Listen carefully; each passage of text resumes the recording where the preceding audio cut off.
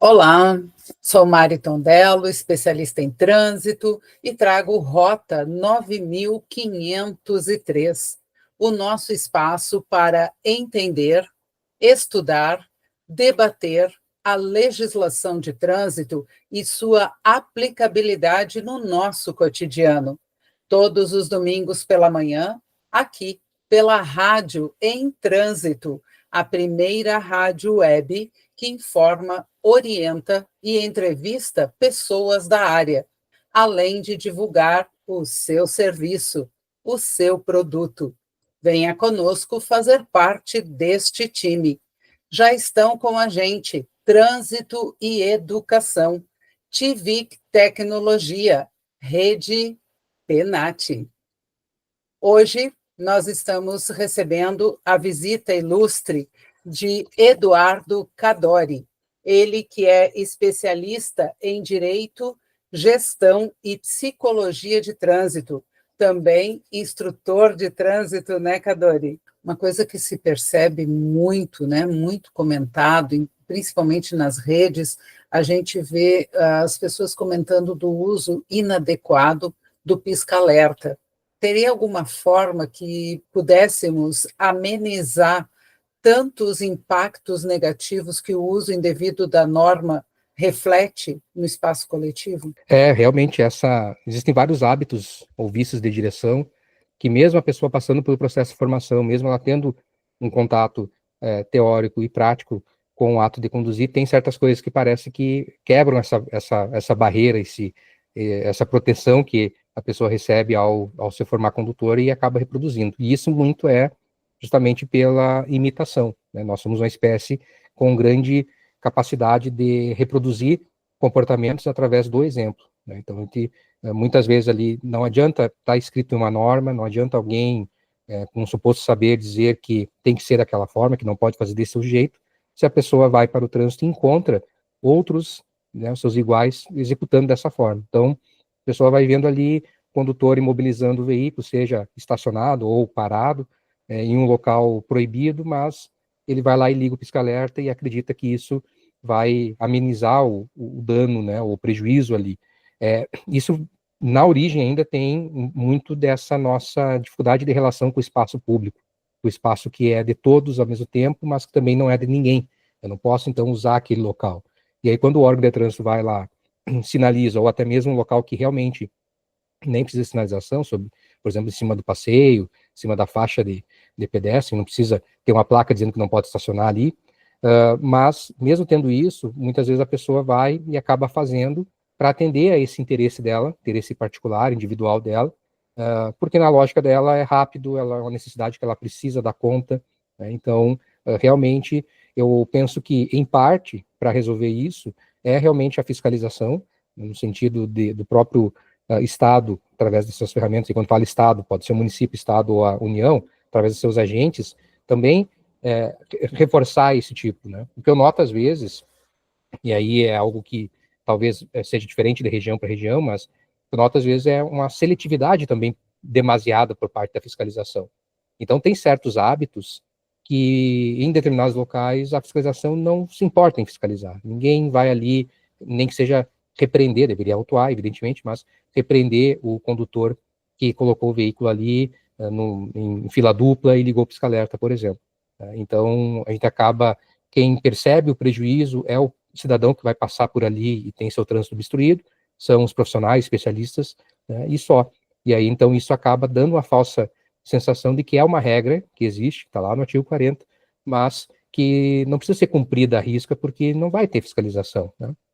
Então, eu penso que a fiscalização ela seria importante e a própria organização do trânsito de uma forma que possibilite, né? Então, por exemplo, se eu tenho ali um local, um polo atrativo de trânsito, que se desloca muitas pessoas ali com veículos e precisam fazer embarque e desembarque passageiro com frequência, o mesmo acaba estacionando, não tem um estacionamento interno ou algo assim, organizar de alguma forma o trânsito ali, de modo a permitir aí um certo local de estacionamento, colocar um estacionamento regulamentado, quem sabe, o próprio rotativo acaba às vezes sendo uma medida ali para que a pessoa entenda que aquele local ela não pode permanecer ali, não precisa, não tem nada a ver com ligar o pisca-alerta, ela basta respeitar a regra da sinalização. Né? E, claro, sempre a gente entende que o processo educativo, mas a gente nota que, muitas vezes, ele não atinge o objetivo porque a pessoa vê outras fazendo e parece que faz um sentido ali, né? Então, realmente, é um dos exemplos de práticas que se perpetuam com o tempo, às vezes até existem alguns vícios de direção hoje, no ano de 2025, que alguns motoristas têm, em certas regiões a gente vê isso, que são resquícios de aspectos históricos.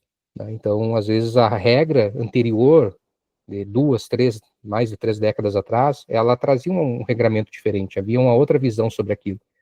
E aí o, a percepção das pessoas, a evolução da sociedade em relação à regra de trânsito, ela quase nunca consegue acompanhar a mudança da própria lei. E a lei não consegue acompanhar, por exemplo, a tecnologia. Então, a gente acaba tendo ali como se fosse um grande delay, né? Então, as pessoas não percebendo ainda que se eu fico ali, por mais que seja por poucos segundos, mas é um local que eu estou obstruindo o trânsito, que é um local que é proibido permanecer ali, seja parado ou estacionado, mas eu não vejo ali grande prejuízo para o outro, acaba realmente prejudicando a circulação e eu não me sinto fazendo errado. Né? E acho que esse é um ponto importante. O comportamento humano no trânsito, ele precisa passar por um processo de reconhecimento da conduta. Né? Quando a gente fala, por exemplo, na psicologia sobre o comportamento transgressor, que é aquele que vai lá e descumpre a regra, né, e toma multa e continua repetindo e tal, a gente identifica no perfil dessas pessoas esse aspecto de um certo egoísmo, ao mesmo tempo de um desinteresse pelo que o outro está experienciando. Então, no sentido assim, eu preciso, a sala lotérica vai fechar aqui, eu preciso pagar uma conta, preciso resolver o meu problema, então eu vou colocar aqui no meio do canteiro central o meu veículo, às vezes ligando ou nem ligando para o alerta, não vai fazer diferença, porque é proibido igual, mas eu coloco ali e eu vou lá resolver meu problema. E eu espero que as pessoas não me incomodem por isso. Ninguém venha me dizer que está errado, muito menos um agente venha me fiscalizar, e que eu possa resolver o meu problema. E isso é um sinal de uma mistura de egoísmo e uma mistura de não se importar com o outro, né, na relação que a gente tem aí no trânsito. Então, às vezes, tem certos hábitos, como esse do pisca-alerta, como o não usar o cinto de segurança dentro das cidades, a gente vê isso muito no interior, aqui onde eu estou, por exemplo, é muito raro você ver um condutor conduzindo conduzindo utilizando o cinto de segurança, né, mas o pessoal vai pegar as rodovias, eles colocam cinto, então tem essa coisa que na rodovia eu preciso usar, mas na cidade não precisa, e não adianta a gente ir para a rádio falar que precisa usar, não adianta dentro da autoescola falar para os candidatos novos que tem que usar, 2 semanas depois que ele está habilitado, a gente passa pelo candidato, já agora permissionário, e ele está sem cinto de segurança. Né? Então, é um exemplo, assim como o pisca-alerta, em situações que não pode, que é muito da imitação. Né? Então, a pessoa tem que fazer um exercício muito grande e de autorreflexão dela pensar, não, eu vou continuar usando o cinto, não, eu não vou estacionar no local proibido ou parar no local proibido e ligar para o pisca-alerta, porque eu sei que isso prejudica, além de ser infração, né, e também atrapalha as pessoas. A pessoa para chegar nesse nível de maturidade, né, não são muitas que conseguem fazer isso, né, de entender que o espaço público ele não é um espaço que eu possa simplesmente fazer o que me dá vontade, o que atende à minha necessidade. Né? Então, tem várias variáveis, né? O aspecto histórico, a falta de fiscalização mais presente, e aí não é uma crítica aos agentes, porque a gente tem poucos agentes atuando, e o agente público ali, a agente da autoridade de trânsito, ele só faz o que mandam fazer, né? Às vezes vem ordens lá de cima, vem ordens do comandante para que não se faça autuação de certas infrações, né? Então, a gente vê muitas histórias, assim, a gente fez a autuação lá do condutor que estava sem cinto de segurança numa cidade do interior. E aí, de alguma forma, isso repercute lá de, pô, não faça isso, vai ter que multar todo mundo, tá todo mundo sem cinto. Como a gente vê em algumas regiões do país em que as pessoas transitam ainda sem capacete, né, que nos causa um estranhamento, nós aqui, por exemplo, do sul, em que o capacete pegou a regra, é difícil você ver uma pessoa sem usar o capacete na motocicleta aqui no sul, mas quando a gente vê de outros estados que acontece com maior frequência, também a gente vê que se banalizou, e vice-versa. Aqui o pessoal no interior não usa cinto, né, dentro da cidade. Então são coisas que realmente nos chamam a atenção e realmente a mão do Estado ali, o longa-manos do Estado vai ser tentar coibir essa prática com a autuação e, né, gestão de trânsito, educação também, podendo contribuir, né, em algum grau para que as pessoas reformulem esse comportamento. O que é bastante difícil, né? Uma pessoa que já está acostumada a colocar o veículo no local que não pode e ligar o pisca-alerta, ela pode até tomar uma multa e ser penalizada, mas ela vai ter que fazer um trabalho interno de reconhecer isso para mudar o comportamento. Senão ela pode fazer a mesma coisa, só que ela vai tomar cuidado de olhar para ver se não tem um agente primeiro, né? Então, às vezes não resolveu também a penalidade.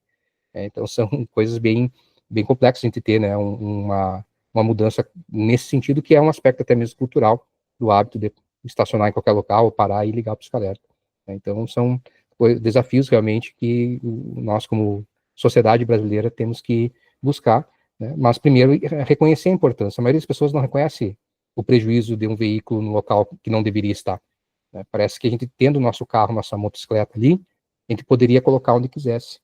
Eu tenho uma impressão também, não sei como é que tá para quem está ouvindo aí, se isso também acontece ou já era assim, mas na minha realidade aqui, um aumento muito grande de motocicletas em cima de calçada.